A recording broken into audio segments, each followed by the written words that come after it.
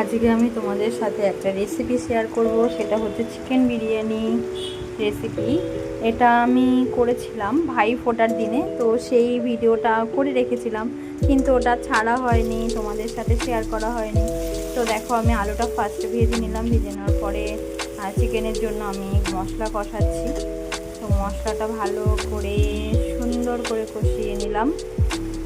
কষিয়ে নেওয়ার পরে ভালো করে লাল লাল করে কষাতে হবে চিকেন, কারণ চিকেন এমনি কষা করার জন্য কিংবা রান্না করার জন্য একটা আলাদা রকমভাবে রান্নাটা করতে হয়, কিন্তু চিকেন বিরিয়ানির জন্য মানে বিরিয়ানির জন্য চিকেনটাকে যেভাবে আর কি কষাতে হবে সেটা একটু অন্যরকমভাবেই করেছিলাম।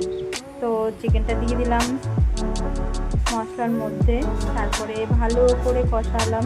তো তারপরে আমি হাঁড়িতে দমের জন্য বসাচ্ছি ভাত আর চিকেন। প্রথমে ভাতটা দিয়ে দিয়েছি, তারপরে ভাতের উপরে চিকেন আর আলুগুলো দিয়ে দিয়েছি, তারপরে আবার ভাত। মানে এগুলো তো তোমরা সবাই জানো যে লেয়ার লেয়ার করে এগুলো দিতে হয়। তো তারপরে আমি রেখে দিয়েছিলাম ভাতগুলো ঠিকঠাক করে।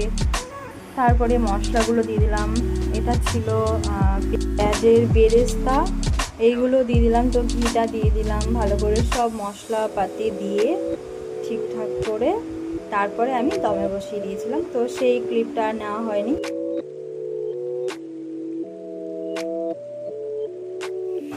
একেবারে দম হয়ে যাওয়ার পরে এই ব্যাপারটা এসছে। তো সবাই তো খেয়ে খুব টেস্টি ভালো বলেছে, খুব সুন্দরই হয়েছে। তো তোমাদের কেমন লাগলো তোমরাও একটু জানিও যে এটা আমার কি রান্নাটা ঠিকঠাক হলো কি না। সবাই মিলে দেখো একটু খাওয়া দাওয়া করে নিলে। টাটা।